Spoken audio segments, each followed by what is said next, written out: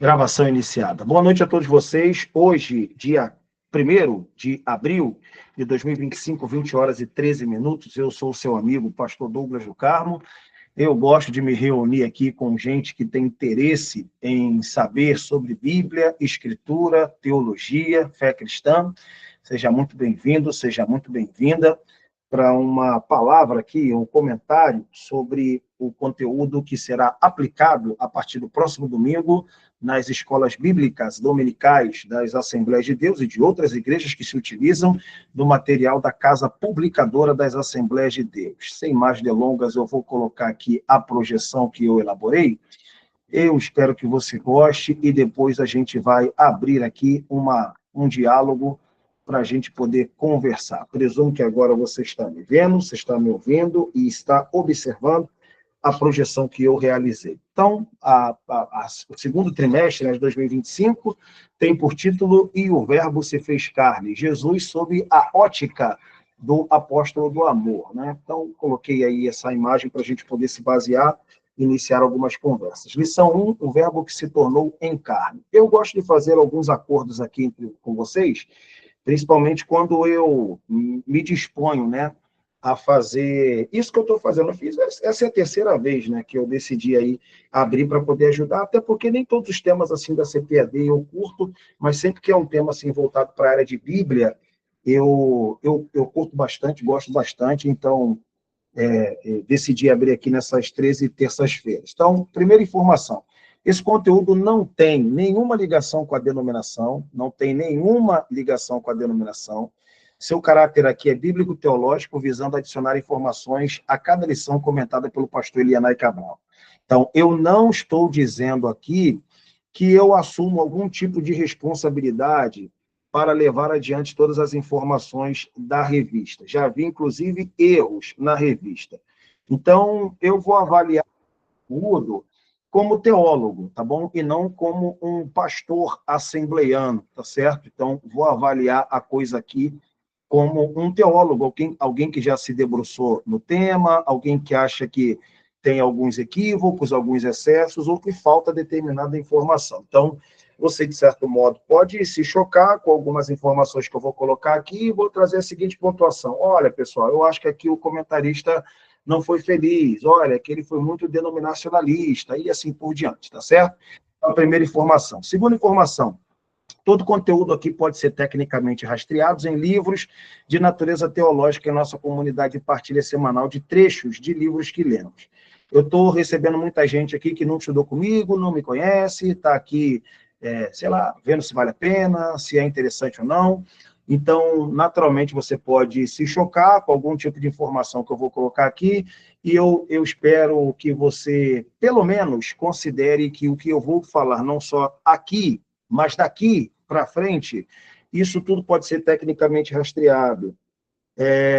De que modo? Eu leio livros, eu não tenho possibilidade nenhuma de tirar essas coisas da minha cabeça, e o que eu vou falar aqui estão nos livros de teologia, e eu quero muito que você tenha acesso a esse conteúdo, e se você desejar ter acesso a esse conteúdo, eu acredito que eu posso te ajudar. Como é que eu posso te ajudar? Eu tenho um grupo de WhatsApp, é um grupo de WhatsApp, tem 40 pessoas, 50 pessoas, às vezes tem mais. E eu compartilho com essa galera tudo aquilo que leio, estou lendo semanalmente, poxa, bato uma fotografia de um, de um trechinho, compartilho lá, inicio uma conversa. Olha aqui, pessoal, o que eu descobri, livro tal, editora tal, página tal. Eu costumo brincar agora com uma frase recentemente que eu peguei de um livro não, de um filme interessante, né?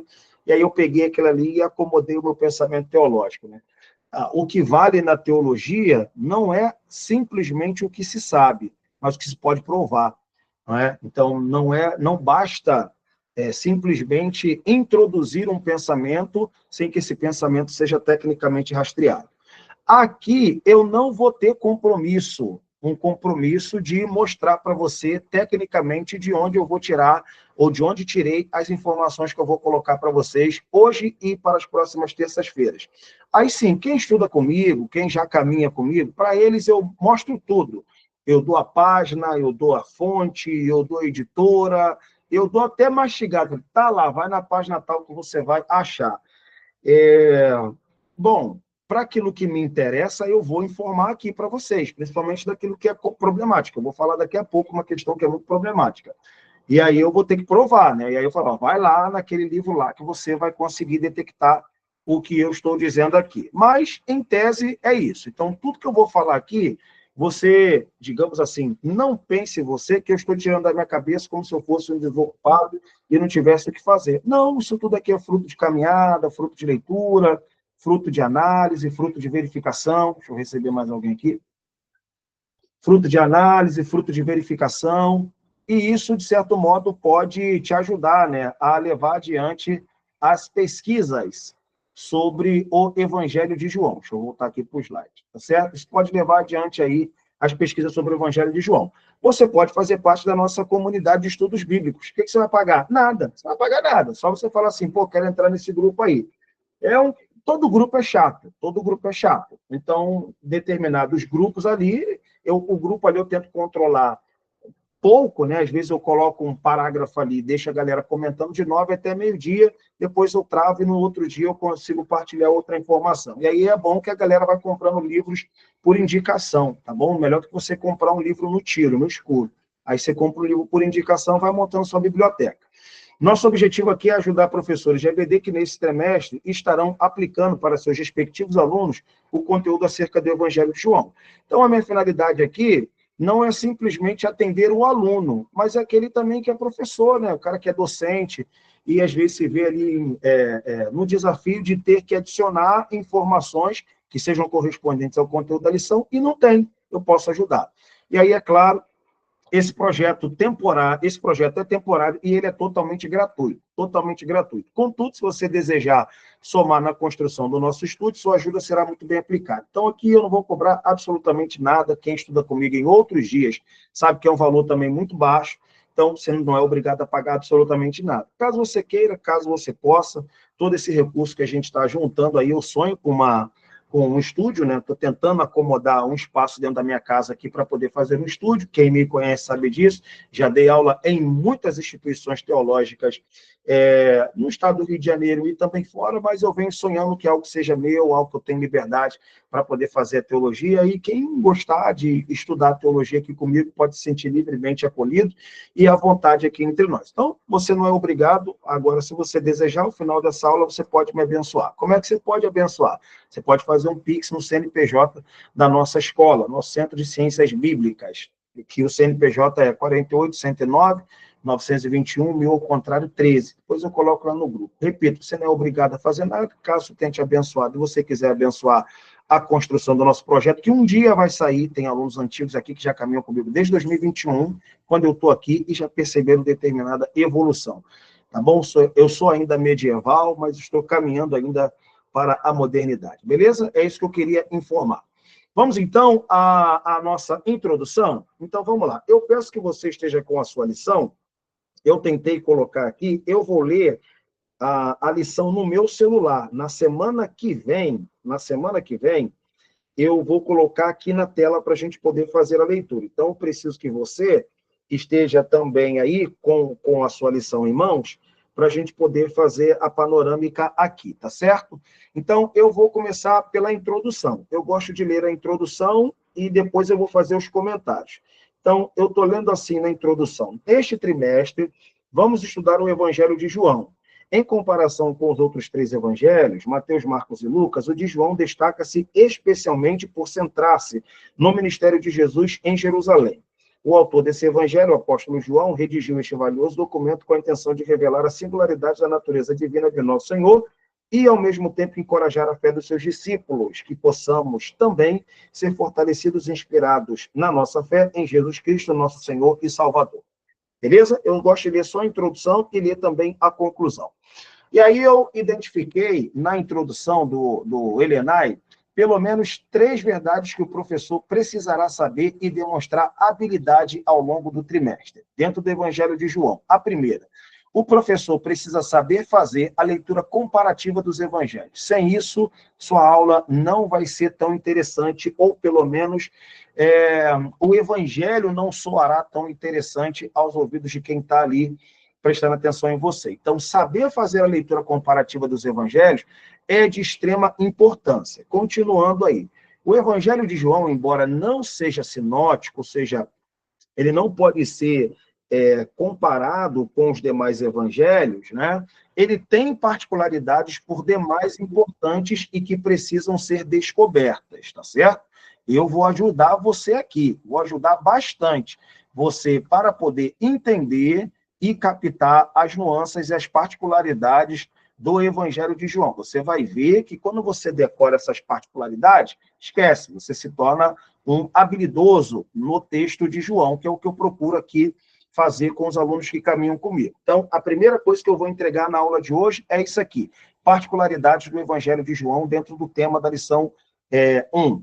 2, que o ministério de Jesus, de fato, concentrou-se em Jerusalém, ao redor do templo e às vésperas das festas judaicas. O professor precisará conhecer o itinerário de Jesus no Evangelho de João. No Evangelho de João. Então, o nosso comentarista acerta quando ele diz que o ministério de Jesus no Evangelho de João, ele se resume a diversas entradas e saídas da cidade de Jerusalém. Aqui lá vai a primeira informação. Se você não sabia, isso valeria a aula, valeria o tempo que você está despendendo aqui. Para quem já sabe, é apenas um assentamento de uma informação já constatada, né? Somente no Evangelho de João, temos base para acreditar que Jesus teve um ministério de 3 anos, somente no Evangelho de João. Isso porque no Evangelho de João, Jesus celebra 3 Páscoas. A terceira Páscoa é a Páscoa da sua morte. Você está com a Bíblia aberta aí, não custa nada a gente checar, e isso já é uma particularidade. Então, estou de cabeça baixa aqui, mas estou informando para você. Se dependêssemos das informações dos evangelhos sinóticos apenas, teríamos base para dizer que o ministério de Jesus só durou apenas 1 ano, porque ele celebra uma única Páscoa, a Páscoa da sua morte. Porém, o evangelho de João, ele vai mostrar tão amplamente Jesus presente em Jerusalém, a tal ponto de Jesus celebrar 3 Páscoas. Como a Páscoa acontecia uma vez no ano, pronto, temos a prova, portanto, que Jesus teve um ministério de 3 anos. Não sei o quanto essa informação chega para o seu ouvido, mas se eu não soubesse, eu já estaria soltando fogos, porque todo mundo diz que Jesus teve um ministério de 3 anos. Com base em quê? Com base em quê? Ah, com base no que eu ouvi. Bom, você ouviu e não tem a mínima condição de provar. A única forma da gente provar o ministério de Jesus por 3 anos é que Jesus celebrou 3 Páscoas, sendo a Páscoa uma comemoração anual, ele então teve um ministério de 3 anos. Primeira Páscoa, João capítulo 2, versículo 13, 2:13, a hora voa, então eu preciso dizer rapidamente, e estava próxima a Páscoa dos judeus, e Jesus subiu a Jerusalém, a primeira Páscoa, certo? 1 aninho depois, capítulo de número 6 e o versículo de número 4. 6, 4. E a Páscoa, a festa dos judeus, estava próxima, 1 ano depois. Então, Jesus já está aí, mais 1 ano de ministério celebrando a Páscoa. E aí nós temos a terceira e última festa da Páscoa, em João, capítulo de número 13, e o versículo é o versículo de número 1. 13:1. 13:1, deixa eu receber mais alguém aqui. 13:1, a gente consegue ler que antes da festa da Páscoa, sabendo Jesus que era chegada a sua hora de passar deste mundo para o Pai. Pronto, então está aí a primeira particularidade do Evangelho de João. Olha agora como você, professor, já tem segurança. Quando você dizer, ou quando alguém lhe perguntar, quantos anos Jesus teve de ministério público? 3. Pode me provar? Não. Então, como é que você sabe? Com base em quê? O Evangelho de João mostra Jesus celebrando em Jerusalém 3 Páscoas continuadas, o que prova que a festa sendo comemorada uma vez no ano, ele teve um ministério de 3 anos. Então, são particularidades do texto do Evangelho de João que isso te ajudará muito para você dominar o texto e saber colocar as informações com o mínimo de segurança. Bom, então vamos lá, terceira parte. O autor desse evangelho deseja nos fazer conhecer a natureza da identidade de Jesus e tornar isso de cunho apologético às gerações posteriores que podem ter a síndrome de Tomé. Duas informações aqui são importantes. A primeira, tudo isso está na introdução. Só na introdução eu detectei 3 coisas que você precisa ter, não só para falar a lição de domingo agora, mas para desenvolver ao longo do trimestre, tá bom? Então, não adianta. Por quê? Porque sendo o conteúdo continuado, você vai precisar de informações, ora já aplicadas, e voltará a hora que você julgar necessário mediante o conteúdo da lição, tá certo? Então, voltando aqui para a introdução nessa terceira verdade. A primeira, a natureza da identidade de Jesus. Todos nós sabemos, isso aqui não é novidade, que o Evangelho de João ele tem uma proposta cristológica específica, diferente dos demais evangelistas, simples e direto. Os evangelistas sinóticos, Marcos, Mateus e Lucas, eles trazem uma perspectiva humana de Jesus, uma perspectiva humana de Jesus. Já o evangelista João, por sua vez, ele traz uma perspectiva divina de Jesus. Em outras palavras, os evangelhos sinóticos trazem uma prerrogativa mais horizontalizada, enquanto que o evangelho de João traz uma questão mais vertical de Jesus. Beleza, pastor, isso eu já sabia. Então, agora chegou a hora da gente poder constatar isso, onde? Dentro das particularidades, que é a hora que eu julgo que faço diferença na vida de vocês. Então, como é que eu julgo fazer diferença? Porque eu acredito que vocês não estudam, não são todos, é claro, vocês não costumam estudar particularidades dos textos. Só que é exatamente nas particularidades que reside a beleza do texto, né? Quando você vê, olha a particularidade aqui. Aqui ele acusa o que ele está se propondo a dizer à medida que o seu texto discorre. Então, o que eu vou mostrar aqui agora para vocês? Vou mostrar para vocês a natureza divina de Jesus, não somente na questão do verbo encarnado, que é o conteúdo que será aplicado no próximo domingo, mas em outros textos que são peculiares, ou seja, só de João, que vocês vão conseguir se identificar bastante e facilmente. Vamos lá? O primeiro texto, eu vou mostrar 2 somente. 2. Eu acho que 2 é suficiente para você utilizar, inclusive, na sua aula. O primeiro está em João, Evangelho de João, capítulo de número 1, e o versículo é o versículo de número 27. 27. Então, 1:27. Aí você vai identificar o que eu estou dizendo aqui. A natureza da identidade de Jesus no Evangelho de João, ela é divino, humana, ou seja, ele vem de cima, ele vem do céu. Tá certo? Então, vamos lá. Capítulo 1:27, você está lendo um simples texto, mas aqui reside uma compreensão fascinante. 1:27 é dito assim: este é aquele que vem após mim, que foi antes de mim, do qual eu não sou digno de desatar as correias das suas sandálias. Versículo 30, do mesmo capítulo. Este é aquele do qual eu disse que após mim vem um homem que foi antes de mim, porque foi primeiro do que eu. Então, a princípio, você está lendo um texto que não salta aos olhos, mas dentro das peculiaridades teológicas do evangelista João, salta. De que forma? Quando você pega o depoimento do profeta João Batista a respeito de Jesus nos evangelhos sinóticos, o profeta nunca disse que Jesus era antes dele. Sempre diz, aquele que vem após mim, aquele que vem após mim, aquele que vem após mim. Curiosamente, somente no Evangelho de João há a redação que me faz identificar. João Batista dizendo, olha, vem um aí após mim. Só que, na verdade, esse que vem após mim é antes de mim, porque foi primeiro do que eu. Então, nos evangelhos sinóticos, João Batista é o precursor de Jesus. No evangelho de João, é Jesus o precursor do João Batista. Por quê? Porque aquele que vem após mim, na verdade, é antes de mim, porque foi primeiro do que eu.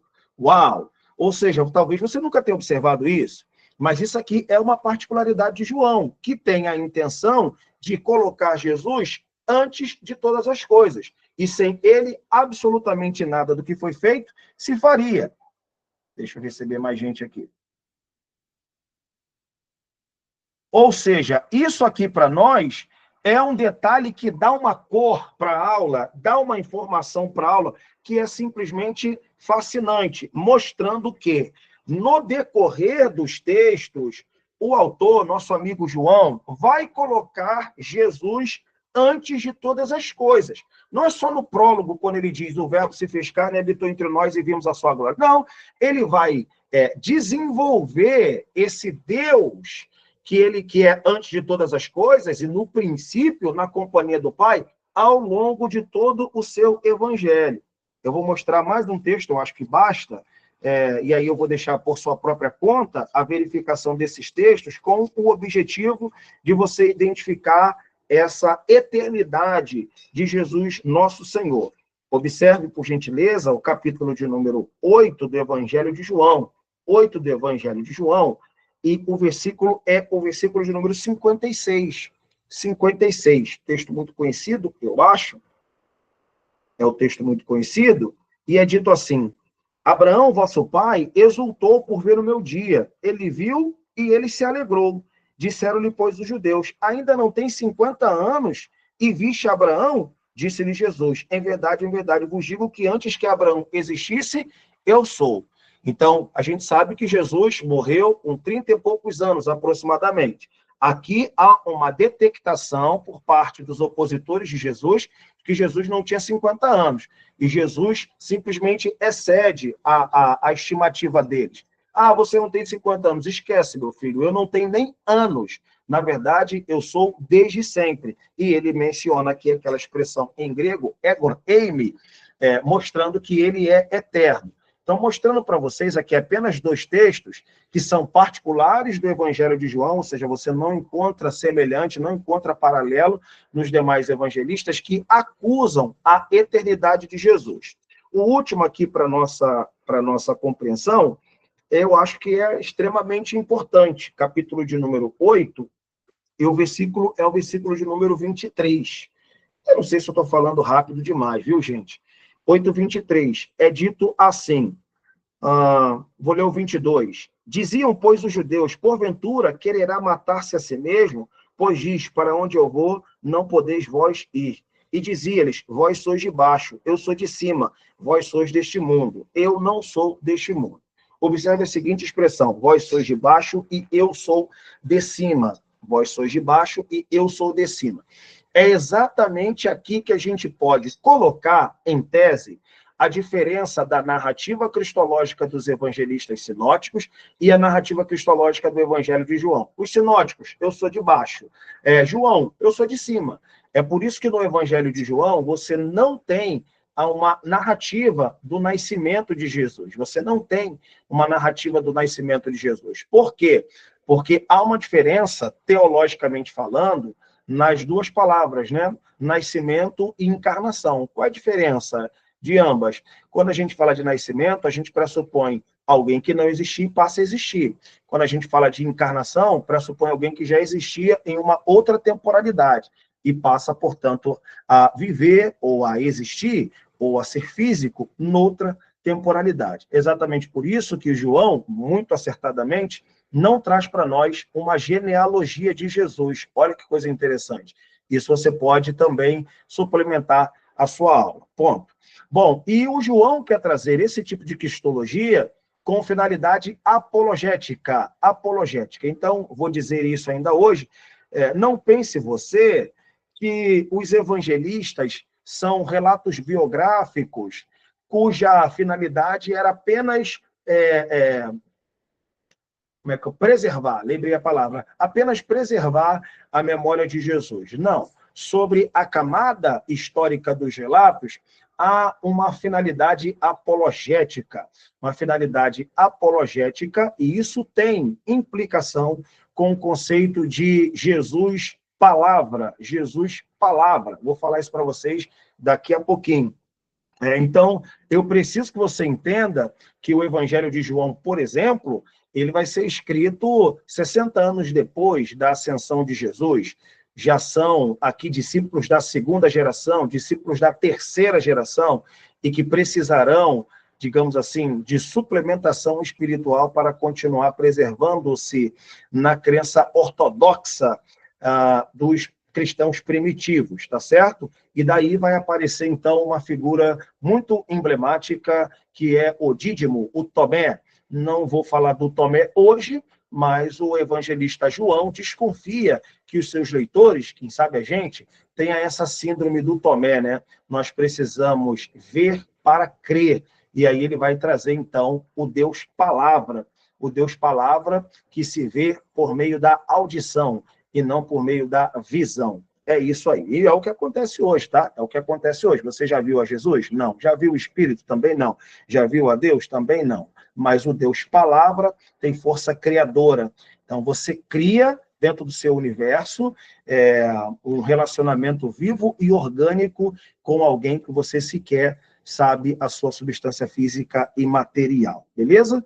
Vamos lá. Então, só aqui na introdução você tem aí 3 partes que eu acredito que vocês precisam se treinar muito. Quem não sabe, vai precisar se treinar muito para poder saber com segurança. Aquela aula assim, craque, nota 10, que vai marcar o aluno e vai fazer com que o aluno queira estar no domingo seguinte na EBD, tá bom? Olha, diga-se de passagem, modéstia à parte, mas eu sou esses professores assim, com muita humildade ou com pouca humildade. Não sei como você vai entender isso.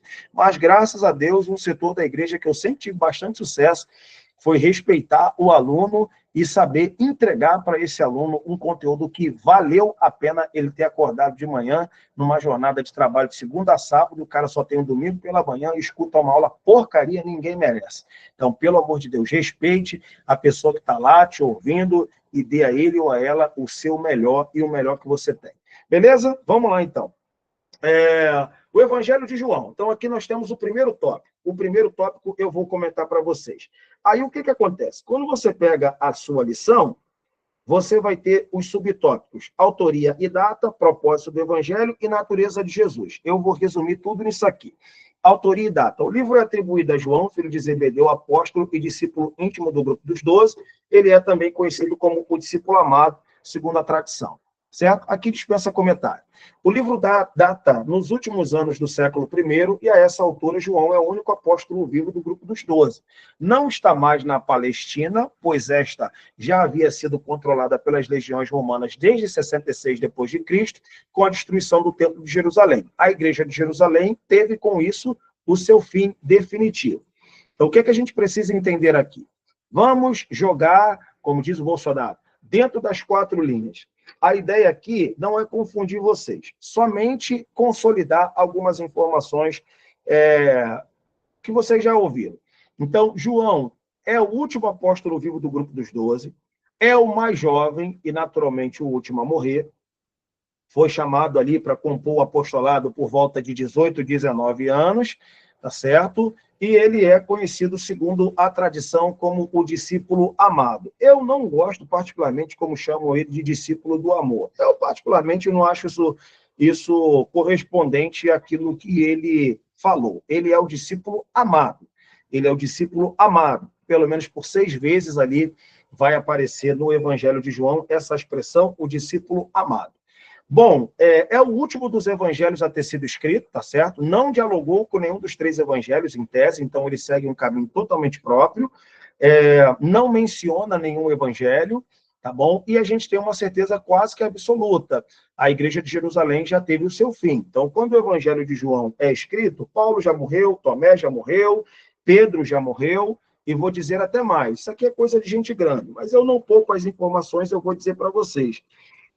Pelo menos 2 memórias estão sendo negativamente comentadas na altura da escrita do Evangelho de João. Estão falando muito mal da memória de Pedro, estão falando muito mal da memória de Tomé. E só não falavam mal da memória de Judas, porque Judas morreu, né? Se matou.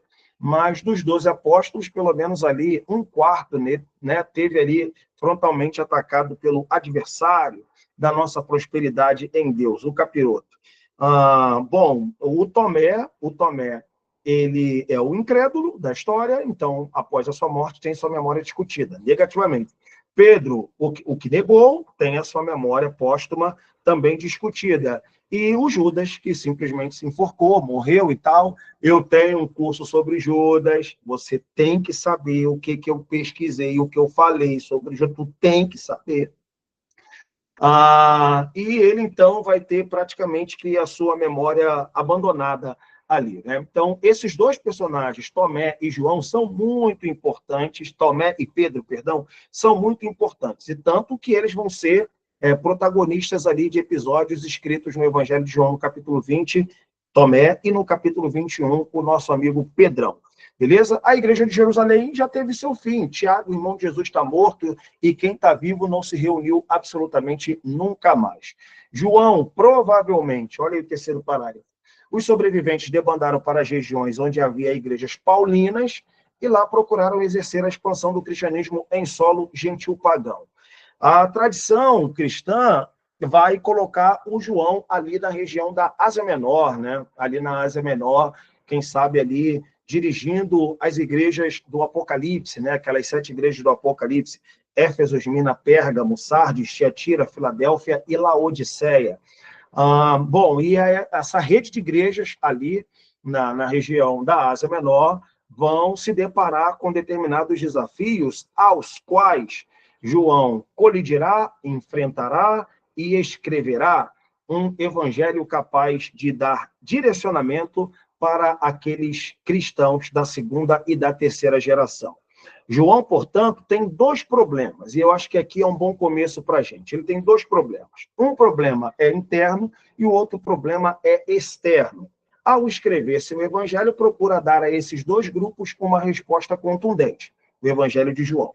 Então, aqui a gente já começa a se aproximar de coisas que a revista não diz. Eu acho que é aqui que valerá a aula, viu? Aqui que valerá a aula.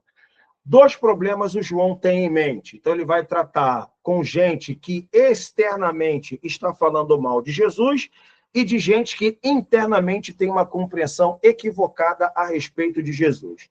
Nem sempre o nosso evangelista João vai mencionar o público para quem ele está direcionando determinada seção do seu texto. Vai caber a você, crente da Silva, identificar o público destinatário dele, levando em consideração que podem ser mais de um, ok? Então, vai caber a você, professor, identificar no texto, vai ficar muito fácil de você identificar o público para quem ele está direcionando. E repito, e pela última vez, vai alternar. Ora, ele está dando um recado para um grupo, ora, ele está dando para outro grupo, beleza? E eu acho que, à medida que a gente for discorrendo sobre isso, eu acho que vai se tornando mais fácil a identificação, belezinha? Vamos lá, então. E aí, agora que o couro vai comer. Vamos lá. Vou dar uma chave de leitura. Chave de leitura para vocês entenderem o Evangelho de João, principalmente a primeira lição. Conflito com o judaísmo farisaico em sinagogas. Repita após mim aí do outro lado. Conflito com o judaísmo farisaico em sinagogas. Se prepare para o show. Não é sensacionalismo, não. É porque eu gosto desse trem, cara. Eu gosto desse trem. Vamos embora, vamos lá. Primeira informação. Você, professor, precisará saber que os cristãos reuniam-se em casas, igrejas, e ali realizavam cultos. Mas lá vai a primeira informação que o nosso comentarista não dá, e ela é chave. Os cristãos não romperam com a prática judaica. Não romperam. Olha para cá, para essa minha cara grande aqui, que eu vou dizer para você. Os cristãos não se viram imediatamente como nova ou como outra religião. Não se viram. Não se viram. Durante pelo menos mais de 100 anos, os cristãos não se identificavam como uma religião nova ou como outra religião. Não se identificavam. Eles se identificaram como mais uma dissidência do judaísmo. Não só se identificavam dessa maneira, mas como foram identificados pelos de fora dessa maneira. Ou seja, eles acreditavam que Jesus era o Messias, reuniam-se em casas onde partiam o pão, onde ceavam e onde desenvolviam liturgias cristãs, mas sábado eles estão na sinagoga, nos sacrifícios eles estavam lá, no horário da oração, Pedro e João sobem à hora nona, e ainda se inspiravam nas instruções da Torá, ou seja, só observar lá o quadro da Igreja de Jerusalém, que eles mantinham determinada regularidade na obediência e na prática judaica. Isso aqui é fundamental para você poder compreender o conflito que João vai travar, e lá no finalzinho do século I vai tentar se esforçar para tirar o seu público, os seus crentes, de uma ligação tão visceral com o judaísmo. Isso aqui vai te ajudar pra caramba, não só no conteúdo da aula, como vai te ajudar, eu diria que por toda a sua vida cristã, tá bom?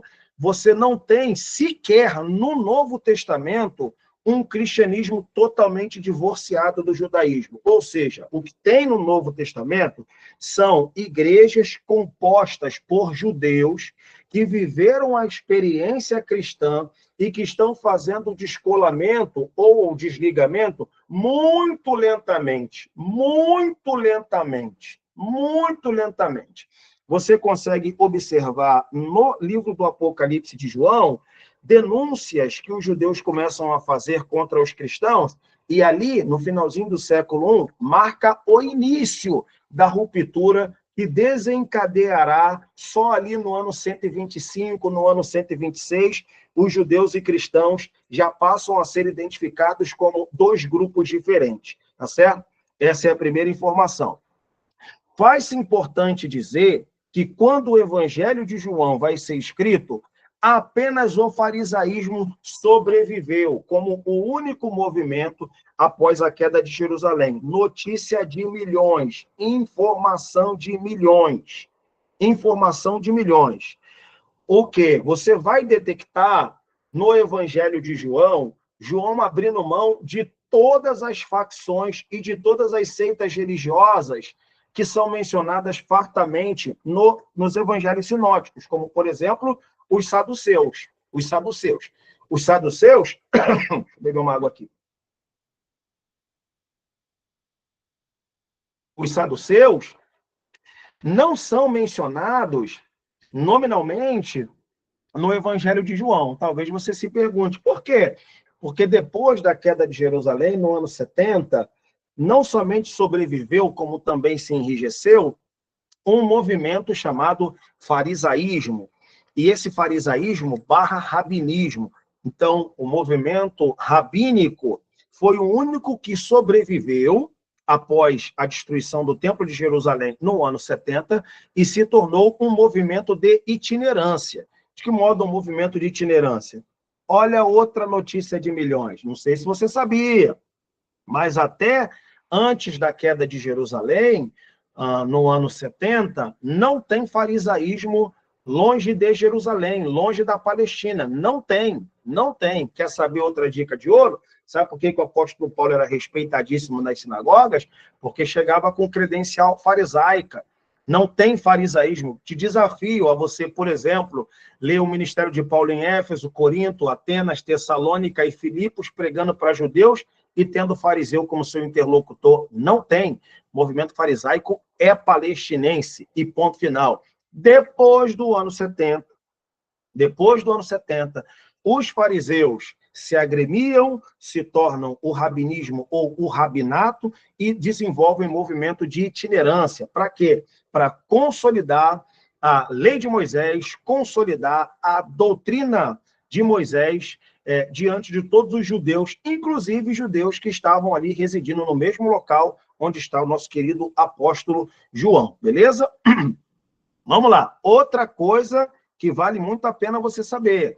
O movimento farisaico, no Evangelho de João, ele tem prestígio social e tem autoridade, coisa que não tinha nos evangelhos sinóticos. Aí é o que vai, não tem, Douglas? Aí, tecnicamente, eu posso provar para você, mas eu acho que aqui não é o lugar. Só para que você saiba, o movimento farisaico nunca foi um movimento intelectual, sempre foi um movimento ritual, de santidade espiritual. Você pensa no assembleano roxo, ultra radical, que conceitua a santidade sob diversos aspectos para além de uma leitura da Bíblia Sagrada. movimento intelectual era o escriba. Só que o escriba complementava os seus estudos com um curso de especialização farisaica. Agora, o farisaísmo era um movimento de santidade, era um movimento de ritualismo e, por que não dizer, um pouquinho de penitência, se é que você entende essa expressão dentro do protestantismo, que ela é muito utilizada no ambiente católico. Já aqui, no Evangelho de João, o movimento farisaico, meu irmão, tem grande autoridade, grande autoridade. Lá vai a informação. Vale ouro, hein? Vale ouro, hein? Nos evangelhos sinóticos, Marcos, Mateus e Lucas, os fariseus não tiveram responsabilidade nenhuma na morte de Jesus. Nenhuma. Absolutamente nenhuma. Porém, só no Evangelho de João, os fariseus tramam a morte de Jesus. Se você quiser detectar isso, está no capítulo de número 18 e o versículo é o versículo de número 3. É dito assim, 18:3. Tendo, pois, Judas recebido a corte dos oficiais, dos principais dos sacerdotes e dos fariseus, veio para ali com lanternas e armas. Só aqui que você vai ver uma participação ativa dos fariseus na morte de Jesus. Nos evangelhos sinóticos, desde a captura de Jesus, na noite de quinta-feira, os fariseus não são mais mencionados. Caraca, meu irmão! Que é isso? Repito, pega os evangelhos sinóticos e tenta identificar a presença dos fariseus desde a noite de quinta-feira na captura de Jesus. Jesus é capturado quinta-feira no jardim do Getsemane até a sua ascensão. Os fariseus não aparecem mais. E por que aparecem aqui? Claro, aparecem aqui porque João vai travar um conflito com esses fariseus que estão tentando retirar seus convertidos e levá-los de volta para o judaísmo. E levá-los de volta para o judaísmo sob ameaça. Atenção para o seguinte parágrafo. Só aqui eu já estou dando várias informações que você não encontra em lugar nenhum. Eu não estou falando em lugar nenhum onde se pode encontrar, ou seja, em instituições. Não, é que se você não tiver essas informações, você não vai conseguir introduzir o indivíduo no contexto. O ideal não é só você simplesmente transferir para fazer aquilo que a gente chama de mais do mesmo. Não é isso, não. Você tem que colocar o cara diante do texto, pô. Coloca o cara diante do texto. É o que eu estou falando isso aqui para você. Olha lá. Assim, os cristãos da descendência judaica, que ainda frequentavam as dependências da sinagoga, começam a temer o quê? O banimento. Uau, vai tirar onda. Quando você chegar e falar assim para seus alunos, olha, somente no Evangelho de João,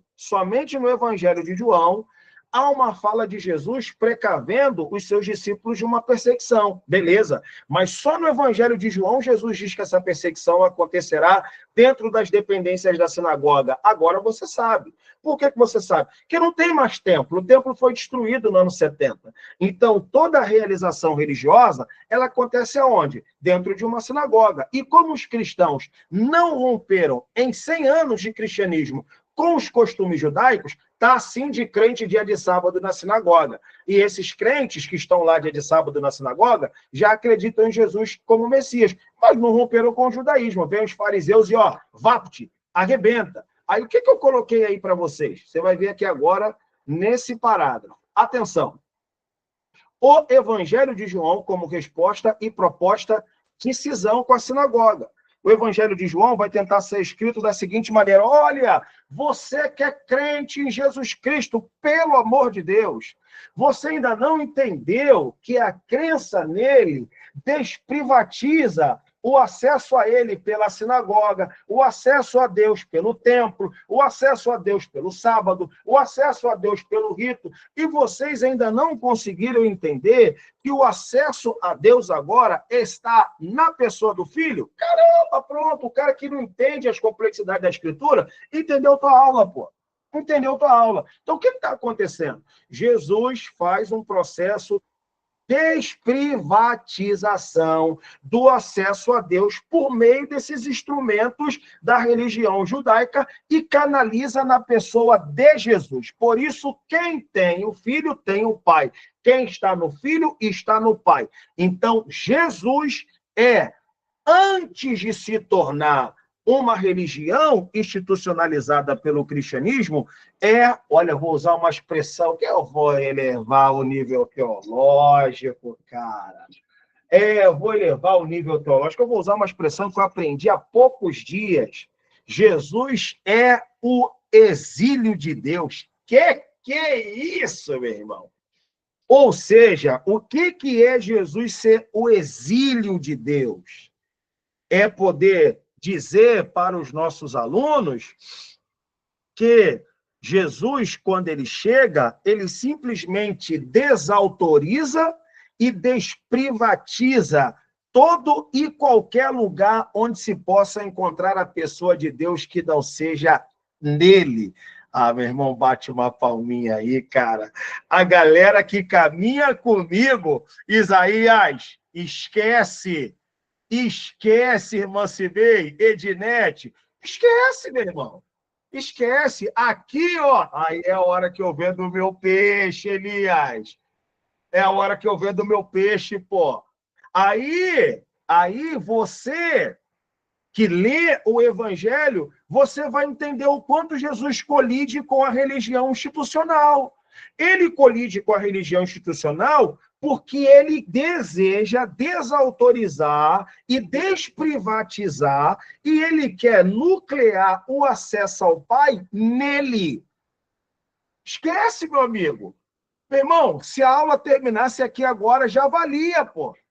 Já valia. E é isso que você precisa mostrar. Ou seja, irmão, não é a religião que me leva a Jesus. É Jesus que me leva à religião com senso crítico e necessário de ser constantemente apurado.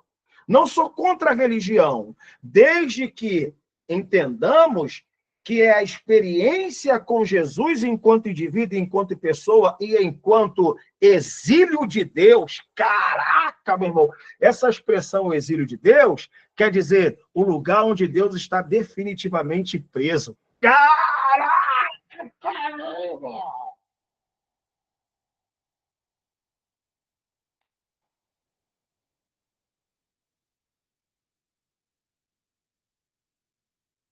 Jesus é o exílio de Deus. Jesus é o exílio de Deus.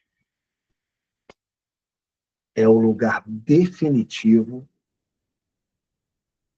de maior encontro com Deus. Bom, um cara que frequenta uma sinagoga dia de sábado é bem desanimador. É bem desanimador. E é isso que o judeu quer fazer, meu amigo Eduardo, meu parceiro. Obrigado pela moral. E é isso que ele quer fazer. E é isso que ele quer fazer. Por isso que quando você lê os capítulos, a gente vai ver capítulo 2 e assim por diante, você vai ver o judaísmo no centro da pena de João. Pau. Pegando todo mundo. E sempre canalizando tudo em quem? Jesus, o exílio de Deus. Jesus, o exílio de Deus. Jesus, o exílio de Deus. É o que eu falo, Isaías. É o que eu falo. Eu digo, cara, maninho. E o pior, sabe o que é, Isaías? Que às vezes eu acho assim, cara, pô, vou dar aula, mas eu já dei, não vou descobrir nada novo, meu irmão. Cada vez que eu faço aquele pente fino, meu irmão, ou que eu passo a cana, Isaías, que eu passo a cana, meu irmão, sai caldo, velho. Isso é para você ver o quanto a gente ainda está aprendendo, cara. O quanto a gente está aprendendo, cara. Sempre. Quem lê se antecipa. E pá, e assim por diante. Vamos lá, vamos continuar. Vamos continuar, que tem umas coisinhas aqui para poder dizer. Então, o professor tem que ter em mente as particularidades do texto de João. João nunca faz menção dos saduceus. Já disse, diferente dos sinóticos, em João, os fariseus são perseguidores. e estão envolvidos na morte de Jesus. Nos sinóticos, isso nunca acontece. Em vários textos de João, olha que coisa eu descobri hoje, hein? Olha que coisa fenomenal eu descobri hoje, hein? Em vários textos de João, lê-se que as pessoas têm, abre aspas, medo dos judeus e dos fariseus. Falei, caramba, rapaz, agora faz sentido. Porque os fariseus, no Evangelho de João, eles têm forças persecutórias. Eles têm forças persecutórias, ou seja, eles prendem, eles banem, eles excluem, eles aterrorizam, eles intimidam. Aí você talvez se pergunta, mas pastor, por que os fariseus têm tanto poder assim? Porque já não tem mais sacerdotado ou sacerdotismo. Não tem mais sacerdotado, não tem mais levita, não tem mais o saduceísmo. Ou seja, o movimento que sobreviveu é um movimento farisaico. Até porque saduceu não mandava em sinagoga, saduceu manda em templo, não tem mais templo a sinagoga, como a gente costuma dizer. É tudo nosso e nada deles. É tudo nosso e nada deles. Agora, observe, eu preciso que sua Bíblia esteja aberta, porque agora é uma torrencial, é uma torrencial. Observe João, capítulo de número 7, por gentileza, e o versículo de número 13. Eu vou ter que me antecipar, porque eu não posso passar muito. Todavia, ninguém falava dele abertamente, por causa do medo dos judeus. 9, capítulo de número 9, versículo 22. Seus pais disseram isso porque temiam os judeus, porque já os judeus tinham resolvido que se alguém confessasse ser ele o Cristo, seria expulso da sinagoga. João, capítulo de número 19, nós vamos falar de um discípulo oculto, capítulo de número 19, versículo de número 38. É 38? 38. Vamos lá. Depois disso, José de Arimateia, que era discípulo de Jesus, mais oculto, por medo dos judeus. E aí você vê, João, capítulo de número 20, versículo de número 19, os discípulos estão com a porta fechada porque estavam com medo dos judeus. Nicodemos vai de madrugada porque tem medo dos judeus. Arimateia, José de Arimateia é um discípulo oculto porque tem medo dos judeus, ou seja, no Evangelho de João, esses judeus aqui é outro papo. Eu não vou ter condições agora de poder definir esses judeus, mas acredita no que eu estou te dizendo. E caso haja dúvida, as informações podem ser tecnicamente rastreadas. Esses judeus aqui não são o povão, não, tá? Não é o povão, não. É uma categoria que exerce forças predatórias contra os cristãos. Eu só não vou ter condições de dizer isso agora. Mas esses judeus mandam nos fariseus, esses judeus mandam nos fariseus para irem lá fiscalizar o ministério de Jesus. Então, eu quero que você pense esses dois grupos aqui, pelo menos agora, como sinônimos, tá? Por isso que tem medo dos judeus. Não é medo do povão, não. É medo de uma categoria específica que João se utiliza diversas vezes para mostrar essa classe intimidatória. Olha que coisa legal. Aí, ó, particularidades, flutuando, medo dos judeus, medo dos judeus, medo dos judeus. Medo por quê? É mesmo porque esses caras estão matando no Evangelho de João.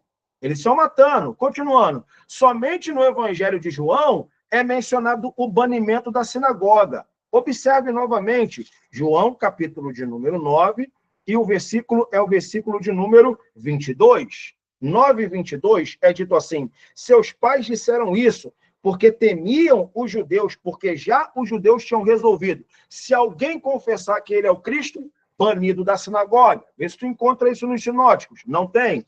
João, capítulo de número 12, e o versículo de número 42. Apesar de tudo, até muitos dos principais creram nele, mas não confessaram por causa dos fariseus, para não serem expulsos da sinagoga. Capítulo de número 16, versículo de número 2.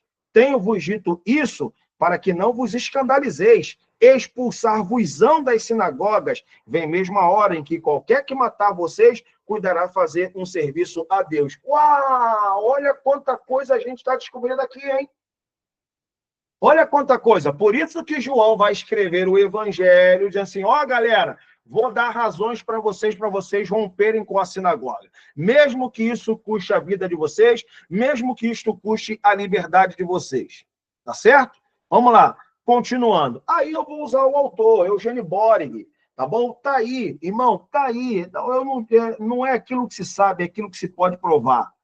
Beleza? Abre aspas. A comunidade joanina começou com um grupo de judeus que, no interior da sinagoga, que vieram a crer em Jesus como Messias. Eles tinham, abre aspas, encontrado o Messias e convidaram outros a fazer o mesmo. Eles continuavam sendo judeus praticantes. Não há registro, não há sugestão nos escritos joaninos de que os seguidores de Jesus tenham se envolvido em disputas com os líderes da sinagoga acerca da Torá. Mas, ao passo que sua cristologia se desenvolvia, os cristãos joaninos pareciam estar cada vez mais perto, aos olhos dos judeus, de fazer de Jesus um segundo Deus. Grava essa informação. Um segundo Deus. É aqui que... Tudo bem que eu já dei a volta ao mundo para depois falar do prólogo. O verbo se fez carne e habitou entre nós. Já dei a volta ao mundo. Mas pelo menos você vai ler e vai entender. E quem ou a quem você ensina, também, presumo.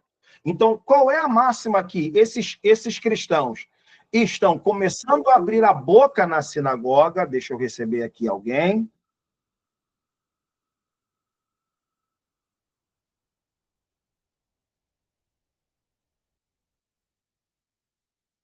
Aí.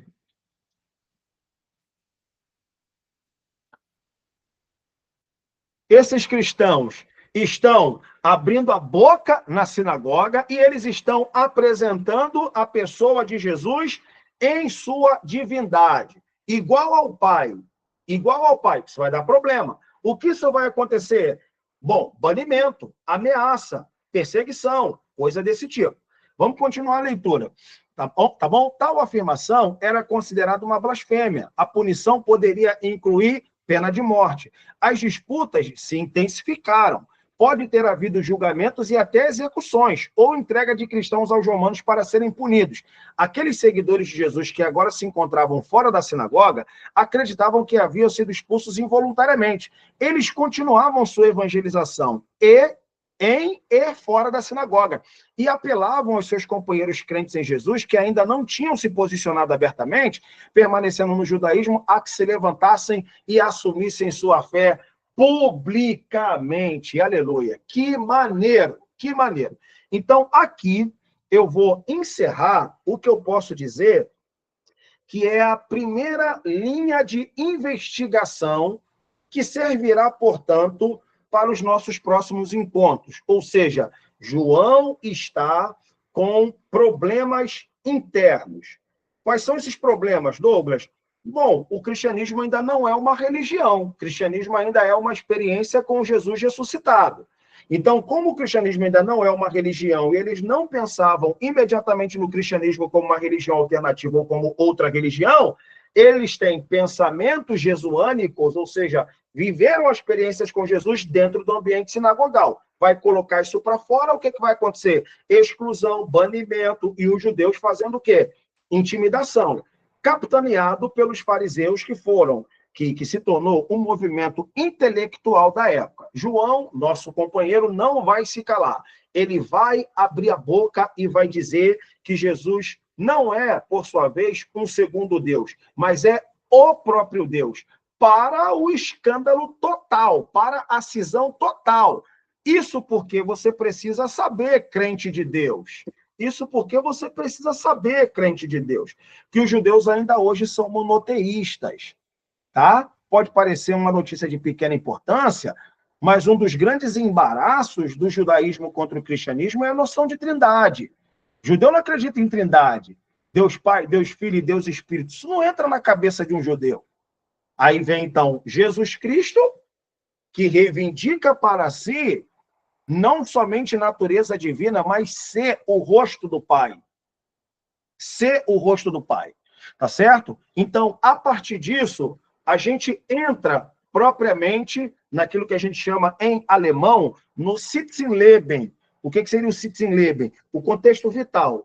O Evangelho de João internamente discute isso aqui, pelo menos com o grupo. Então, para a aula de hoje, eu estou dando a chave hermenêutica para você ver que quando o Evangelho de João vai estar discutindo a superioridade do cristianismo em relação ao judaísmo, não é que ele simplesmente está querendo passar por cima como um rolo compressor do judaísmo. É porque tem crente que está se relacionando com Jesus por meio dessa instrumentalidade que João não acredita ser pertinente, porque Jesus é o exílio de Deus. O lugar onde se encontra Deus, agora não mais outro que não seja Jesus Cristo. É isso que a gente vai ver nas próximas lições, quando ele diz para a samaritana. A samaritana diz assim, olha, nossos pais adoraram nesse monte, e vocês estão dizendo que é em Jerusalém. Ih, rapaz, esquece isso, esquece isso. Não é nem Jerusalém e nem Samaria. Os verdadeiros adoradores adorarão o Pai em espírito e em verdade. Ou seja, Jesus está canalizando em si o lugar onde se encontra Deus. É como a gente costuma dizer, né? Aquela expressão exegesato do prólogo do Evangelho de João, ou seja, Jesus é a revelação de Deus. Como a gente costuma brincar na exegese, Jesus é a exegese de Deus. Na expressão exegesato, de exegese, exegesato, exegese, Jesus é a exegese de Deus. É o lugar onde eu encontro Deus florescido, aberto, revelacional, patente. Meu Deus do céu! Aí agora é a hora que a gente tem deleites espirituais. Muito bem. No tópico 2 da lição, eu resumi aqui o tópico 2 e o 3, já vamos encerrar, porque eu falei para vocês que eu não vou dar a lição, eu quero dar essas chaves de leitura, tá certo? Senão, eu estou aqui como teu professor, e eu não quero ser teu professor, você já é professor. Então, no tópico 2 da lição, deve ser dito que o prólogo de João possui caráter apologético. Beleza, caráter apologético. Lembre-se que o tema do Evangelho é a divindade de Jesus e sua eterna unidade com o Pai. Para um judeu, esse tema é simplesmente blasfemo, pois a crença em Deus é dentro de um monoteísmo estrito. Então, é claro que isso é uma blasfêmia. João, portanto, terá que buscar a divindade de Jesus desde o início da escritura hebraica, no Gênesis, e de lá passando por parte do Antigo Testamento. Estudiosos veem em Provérbios a fonte de João. Lá é dito que a sabedoria na companhia de Deus esteve nos atos criadores de Deus. Caminhando para poder encerrar. Atenção. Atenção. Quando você estiver aplicando a questão do verbo de Deus, você tem que ter duas informações. A primeira, de que já no Antigo Testamento há indícios literários, e aí eu estou dando o texto para você, de Provérbios, capítulo de número 8, a partir do versículo de número 22, de que Deus não estava sozinho nos seus atos criadores. A literatura extracanônica falava de uma sabedoria encarnada na companhia de Deus, que era aluna e co-criadora. Então, o livro do Eclesiástico, a sabedoria de Salomão, isso aí são outros textos que não convém a gente dialogar agora. O que você precisa saber, por hora, é que já no Antigo Testamento, você já tem informações a respeito de um Deus que está em companhia nos seus atos criadores. Hoje, quase ninguém mais define esse Logos de Deus como sendo o Logos da Grécia, ou seja, um Logos no helenismo, ou seja, Deus é o Logos, é a razão de todas as coisas, tal, tal, tal. Não, normalmente, principalmente pelo fato do autor ter compromisso indelével com a escritura do Antigo Testamento, normalmente buscam no Antigo Testamento esse Deus em companhia. E esse Deus em companhia, você tem lá a sabedoria de Provérbios, que provavelmente é resgatada pelo nosso autor, o João. Essa é a primeira parte, você já sabe. Agora, a parte mais importante vem agora, e aqui eu vou encerrar. Entenda só. Por que é importante acreditar no Jesus Palavra? No Jesus Palavra. É assim que você pode acreditar. Porque nós estamos falando, a essa altura, de cristãos da segunda geração e da terceira geração. Cristãos da segunda geração e da terceira geração que não foram convertidos por Jesus. mas que foram convertidos por meio de pregações sobre Jesus. Quem está comigo no nosso grupo fechado, eu disse lá para vocês, lembra disso, gente? Tem galera aqui, que Jesus era o pregador e agora ele se torna o conteúdo, ele se torna a própria pregação. Antes ele era o anunciador ou o anunciante e agora passa a ser o anúncio. Então ele passa a ser o anúncio. Então aqui o verbo de Deus não é só Deus enquanto pessoa, é o Deus enquanto palavra, enquanto lógica, enquanto querigma, enquanto anúncio. Isso porque a síndrome do Tomé vai acusar agora. O Tomé não consegue acreditar no Jesus palavra. No Jesus palavra.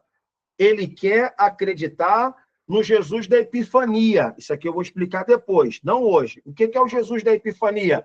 É o Jesus da aparição.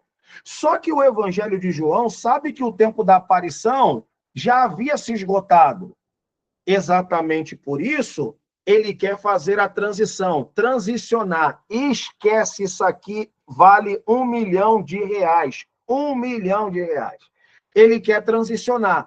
Ele quer tirar essa questão para os seus fiéis, os seus convertidos, de que não será possível mais ter um encontro com Jesus por meio de uma epifania, ou seja, por meio de uma aparição, e quem quiser ter um encontro com Jesus, agora terá um encontro com o Jesus palavra. É o Jesus que deixa de ser o anunciante e passa a ser o anúncio. Excelente! Ele passa a ser o anúncio. É exatamente por isso que entra aqui a crítica que ele faz a Tomé. Porque tu viste, Tomé, você creu, né? Você imagina se eu usar esse método aqui para todo mundo, Tomé? Você imagina se eu utilizar esse método aqui para todo mundo?